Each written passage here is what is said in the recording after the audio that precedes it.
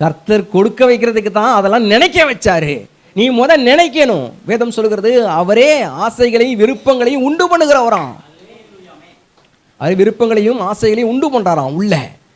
நீ நினைக்கணும். நீ நினைச்சாதான் நான் செய்ய முடியும். நீ நினைக்காம நான் ஒன்றும் செய்ய முடியாது. நீ நினைக்கணும், நீ கேட்கணும், செய்யும் ஆண்டவரேன்னு கட்டளையிடணும். நான் அப்பொழுது இதெல்லாம் செய்வேன். அவர் சொல்ற அவரோ வென்றால் ஒரே மனமாக இருக்கிறார். யோபு சொல்றான் அவர் மனசு மாறுறதில்லை. நம்ம கூட சில நேரங்களில் எல்லாவற்றையும் கேட்டுட்டு மனசு மாறிடும். ஐயோ சரியில்லை, கடவுள் நமக்கு ஏதோ நமக்கு சித்தம் இல்லை போல இருக்கு, கர்த்தர் நமக்கு எதை செய்ய மாட்டார் போல இருக்கு, நமக்கு அதை கொடுக்க மாட்டார் போல இருக்கு, நம்ம மனசு மாறுறோம். கர்த்தர் அவர் சொல்ற யோபு சொல்றான் அவர் மனம் மாற மாட்டார். அப்படி பாரான் ஒரே மனமாக இருக்கிறார். என்ன ஒரே மனசு அப்படின்னா 24/7 என்னை பற்றியே சிந்திக்கிறார். எனக்கு கொடுக்கணும், எனக்கு செய்யணும், எனக்கு வாய்க்க பண்ணணும், எனக்கு உண்டு பண்ணி